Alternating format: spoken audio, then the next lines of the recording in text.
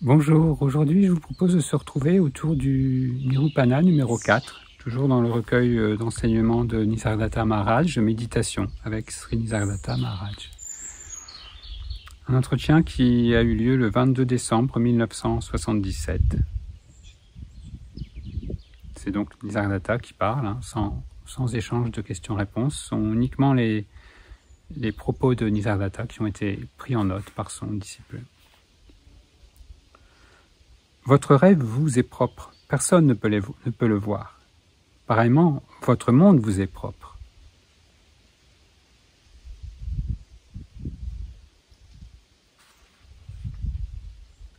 Tout comme quand nous rêvons, eh bien voilà, nous ne pouvons pas partager le contenu de ce rêve avec quelqu'un d'autre sur le moment. Eh bien là, c'est pareil. Ce monde que nous vivons, nous savons très bien, même si nous passons notre temps à échanger, à vouloir partager avec d'autres êtres, nous avons une version propre. Chaque individu va avoir une version qui lui est propre par différentes capacités des sens, par le point de vue particulier, la situation particulière, les différents filtres émotionnels, conceptuels. Voilà. Chaque monde est unique et nous est propre. Le fait « je ne suis pas les vêtements que je porte » est facilement compris. Le fait « je ne suis pas le corps » ne peut être compris sans la grâce du gourou. Vraiment cette invitation en fait à écouter les enseignements, à écouter cet appel qui est en dehors de l'histoire. Le gourou représente finalement cet appel de la conscience à se reconnaître, l'appel du soi. Et c'est pas au niveau du personnage de l'histoire que ça peut se faire, c'est sortir de l'histoire. La parole du gourou, je suis pure conscience, a valeur de mantra. La réalisation du soi ne change pas. C'est cette immuable. Sa manifestation va pouvoir évoluer et être changeante, mais ça fait partie déjà de l'histoire. La réalisation du soi, là, voilà, c'est cette présence à l'immuable. Plus grande est la compréhension, plus faibles sont les désirs. L'essence du soi est sans désir. Complétude que désirer quand il n'y a rien. C'est en cela que, quelque part, cet oubli est en quelque sorte nécessaire pour créer une histoire. Sinon, il n'y aurait même pas l'énergie de pouvoir le faire, la motivation.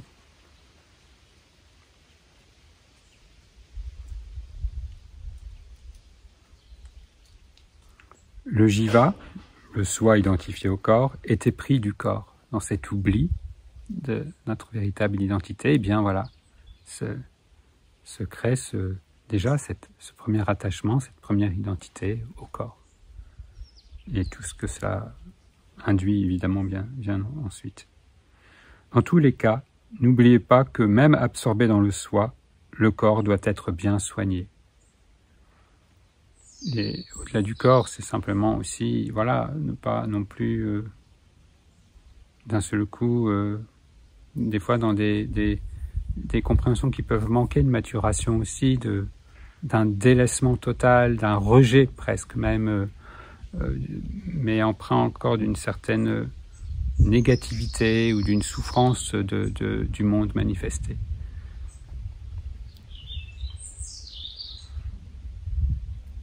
La parole du gourou reflète notre vraie nature. Une fois que tous nos efforts arrivent à leur fin, notre vraie nature brille spontanément.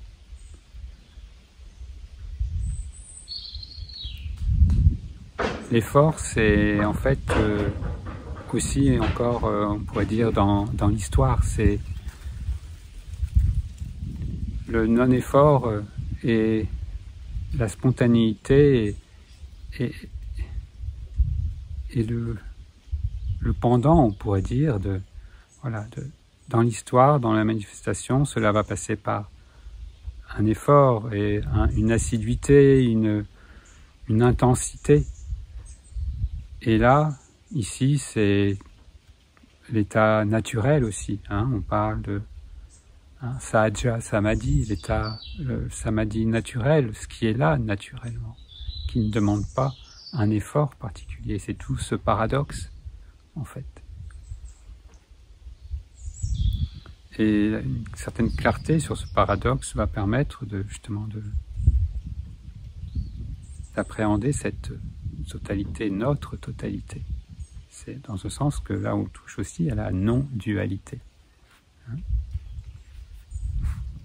C'est à la fois, tout à la fois.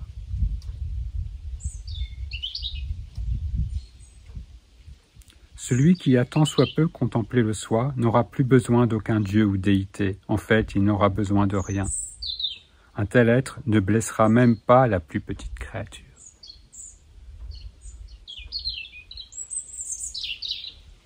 Ce retour à la plénitude, ce retour à voir qu'il n'y a que cela, quels que soient les noms qui pouvaient être donnés, quelles que soient les distinctions qui pouvaient être faites, d'intérieur, d'extérieur, de supérieur, d'inférieur, de séparation, de moi, du monde, tout cela a disparu. Et aussi, n'est pas quelque chose qui va enfermer dans une sorte d'orgueil de supériorité, mais bien au contraire de se voir reflété en toute chose, en tout être. Et donc, quand cette évidence est là, bien évidemment, les tentations égotiques, de les faire toujours passer sa propre personnalité, sa propre identité avant tout, crée souvent beaucoup de souffrance et de mépris et de violence dans le monde. C'est ce que l'on voit de toute façon. Après la réalisation de votre essence, vous ne demanderez plus rien. Le corps n'est pas votre création, ni celle de vos parents ou de Dieu. Il a été créé spontanément. Une invitation là à sortir de toute histoire, de toute cosmologie, toute cosmogonie, quelle qu'elle soit. Ce sont des aides à un moment donné. Tout au mieux, ce seront des aides sur lesquelles appuyer une introspection, mais c'est au-delà de tout ça. C'est vraiment voir que c'est au-delà de tout ça et sortir de cet intérêt pour l'histoire, pour voilà, au début il y avait, à la fin il y aura. Non, ça n'est pas nécessaire en tout cas pour ce qui nous intéresse ici. Comparé à la connaissance de votre véritable nature, tous les lieux saints du monde ne sont rien. C'est éclairé par votre propre lumière que les lieux saints prennent leur importance. Là aussi, toujours cet inversement que procure, que génère ce retour à soi, cette reconnaissance de soi. Qu'est-ce qui est antérieur? Voilà. Ce n'est pas en faisant des pèlerinages, comme ça se fait souvent, beaucoup en Inde, et par chez nous aussi à d'autres époques, de lieu saint en lieu saint, mais le véritable lieu saint, voilà, qui rend saint tous les lieux, c'est cette présence immuable, c'est ce soi. La plus grande faute, la plus grande erreur est de douter de la parole du gourou.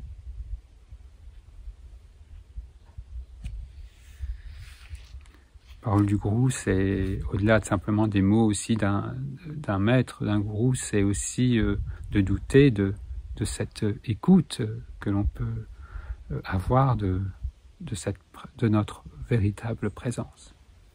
De remettre en doute pour se laisser emmener dans des élucubrations mentales ou emmenés par des désirs qui nous écartent de notre véritable réalité.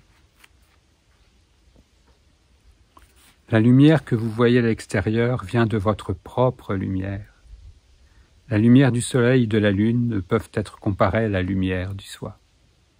Lumière du soleil, lumière de la lune, même si on comptabilise ça en millions d'années, mais ça n'est rien par rapport à cette non-temporalité de la lumière du soi, qui est la source première. On peut parler de lumière, on peut parler de clarté, mais c'est ce que vous contactez là, avant qu'il y ait quoi que ce soit. C'est ce qui est là avant toute pensée, c'est ce qui est là avant toute image, c'est ce qui est là avant toute évocation même d'une déité, c'est ce qui est là avant l'évocation de l'univers. Ça, voilà. Il faut que ce soit là, bien évidemment. Le corps appartient à l'être humain, mais ce n'est pas l'être humain qui agit à travers le corps. C'est l'essence du soi. À cause de la conscience identifiée au corps, vous croyez être celui-ci ou un autre. Ce rétrécissement de nous-mêmes par cette identité qui nous donne ce sentiment de séparation, de petitesse et de manque aussi, qui va nous faire désirer ceci, cela dans ce monde, et en fait qui entretient ce sentiment de séparation.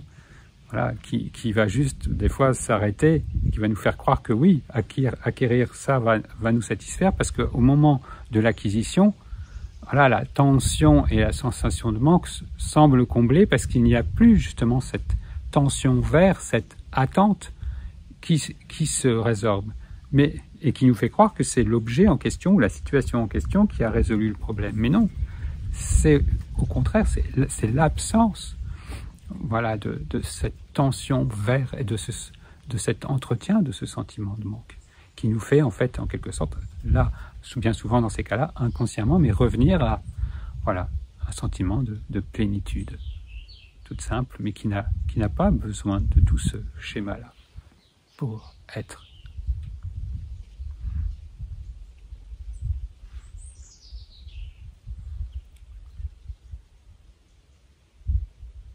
À cause de la conscience identifiée au corps, vous croyez être celui-ci ou un autre. Ce n'est plus le cas quand le soi est réalisé. Assurément, vous allez mourir. Mais avec quelle identité ?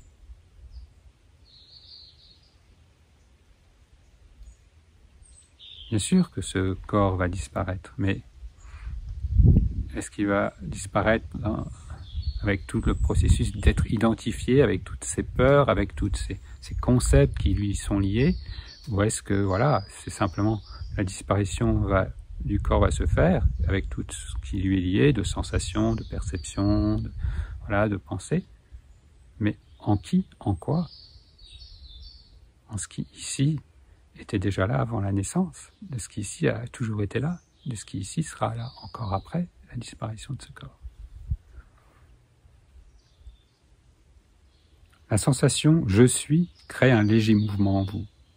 Saisissez-le. Portez votre attention sur cette simple présence « je suis ». Pas d'une manière intellectuelle.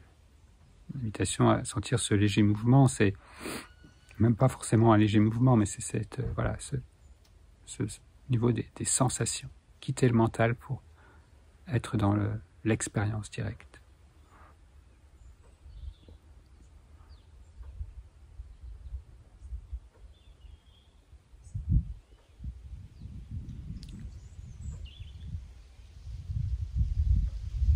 Cela est facile pour celui qui se détourne des activités mondaines. La connaissance de l'existence est le moteur de tout.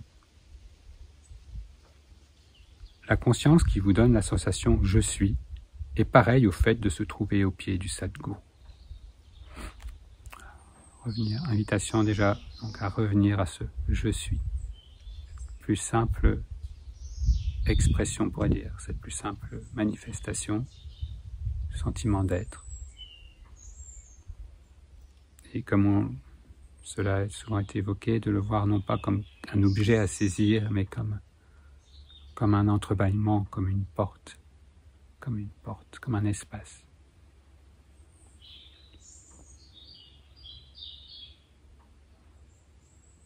Restez en contact avec elle. Au moins rappelez-vous que votre corps renferme la graine de l'absolu. Contemplez la flamme du soi, la nature éternelle de cette flamme, et comprise par la réalisation du soi. Revenir déjà simplement à cette présence du je suis, et pourquoi pas l'évocation par une flamme.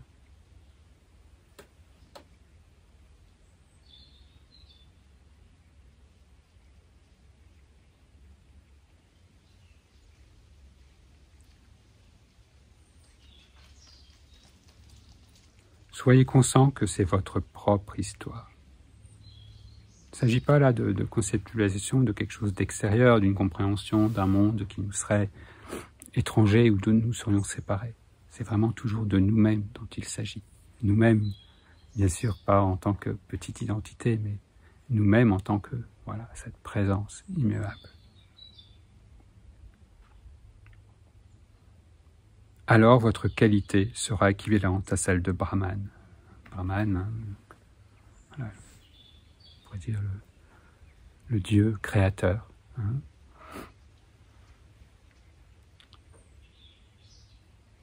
Tout comme vous savez, vous êtes capable de vous rappeler que vous êtes un homme ou une femme. Rappelez-vous, je suis Brahman. Ne vous présentez pas à la mort en vous nommant le corps. Hein. L'invitation à Brahman, c'est pas se prendre pour Dieu en tant que petite personne, non. C'est la disparition de la petite personne qui, pour laisser la place à cette conscience, une créatrice de l'ensemble de tout ce qui peut être manifesté, de tout ce qui se manifeste.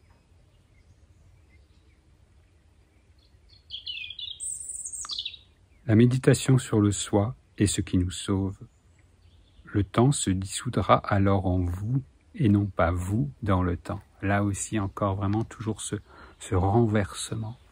On peut prendre l'image aussi comme un gant, hein, un gant qui se retourne, que l'on retourne, un vêtement que l'on retourne. C'est vraiment ce retournement, ce qui semblait intérieur est extérieur, extérieur, intérieur, ce qui semblait mortel devient immortel, ce qui semblait temporel devient intemporel, ce qui semblait limité devient illimité. En tout cas, c'est pas qu'il y a, ça devient, c'est même que c'est la perception, c'est ce voile de l'identification qui s'enlève, qui s'est retiré et qui laisse place à ce qui était déjà là. Il n'y a rien qui devient en fait. C'est toujours le piège des mots. Voilà. C'est là. C'est vu. C'est reconnu.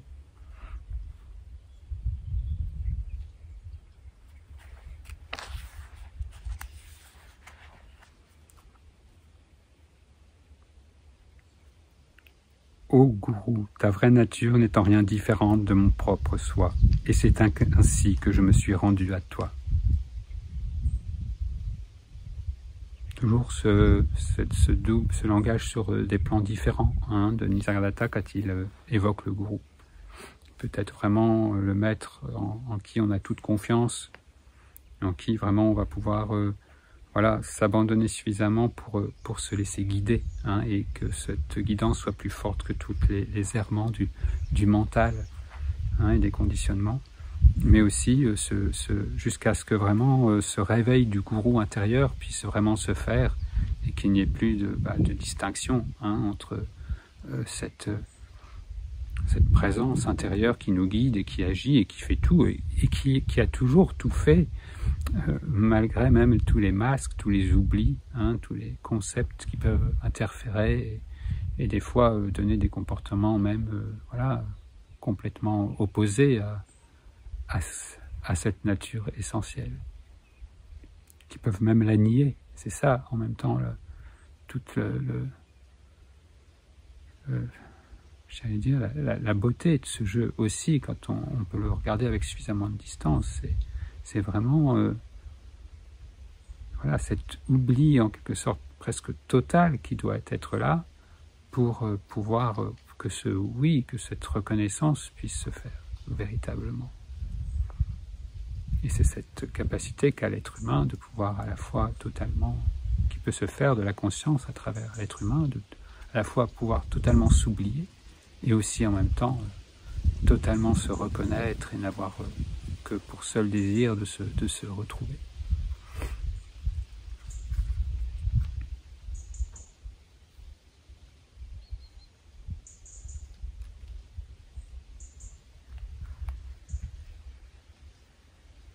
Cette connaissance de l'être est comme un missile nommé Brahmastra. Brahmastra, c'est une sorte d'arme légendaire, voilà, qui atteint toujours son but, une arme un peu magique, on va dire. Et donc, c'est vraiment cette connaissance de soi, c'est vraiment, voilà,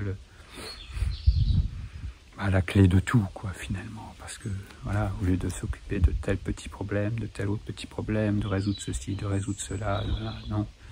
En revenant à ça, eh bien, à cela qui a toujours été, qui est toujours dans cette complétude, hein, qui nous fait, voilà, dont l'expression première, on pourrait dire, est ce Sat Chit Ananda.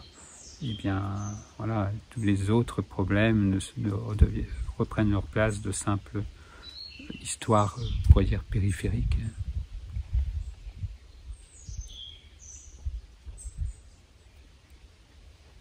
Donc ce fameux missile, hein, qui ne rate jamais son coup. Un tel être paraîtra ordinaire. En apparence, voilà, vous n'allez pas avoir, je sais pas, pas changer de taille, vous n'allez pas, en apparence toujours, hein, voilà, vous pouvez continuer de vous comporter suivant les traditions, et notamment dans l'Avnat Sampradaya, en plus, voilà, la vie quotidienne, la vie de famille suit son cours, le travail s'il y en a un, voilà, il peut y avoir des périodes plus intenses d'introspection qui peuvent être nécessaires, mais il n'y a pas de règle, voilà, c'est une expression que cela va prendre, mais c'est pas l'expression qui va vous donner l'accès à votre propre vérité. C'est cet accès à votre propre vérité qui va faire qu'une certaine manifestation va se faire, mais sans que l'on ait à s'en soucier.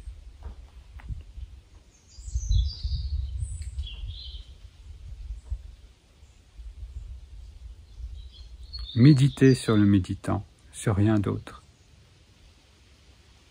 C'est une grande bénédiction que de pouvoir entendre parler de la connaissance du soi de cette façon. Voilà. Pas se contenter d'écouter ça, je dirais, à la légère, mais vraiment de prendre le temps, et c'est un peu le sens de ces petites vidéos, c'est de nous amener à, voilà, à nous poser un petit peu plus, et pas hop, de passer simplement à la page suivante, de passer à, voilà, un texte suivant, au sage suivant. Non, c'est vraiment de laisser se manifester vraiment, et prendre racine ces enseignements, vraiment leur laisser toute la place pour leur pouvoir transformateur.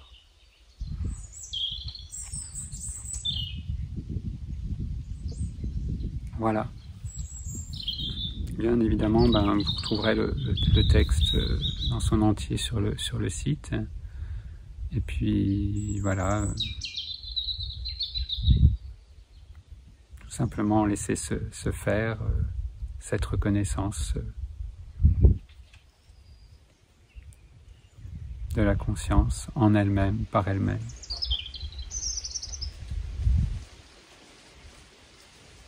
Tout se fait comme il faut, comme il se doit. Bien à vous.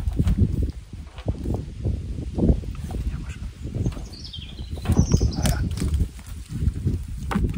En unité d'être.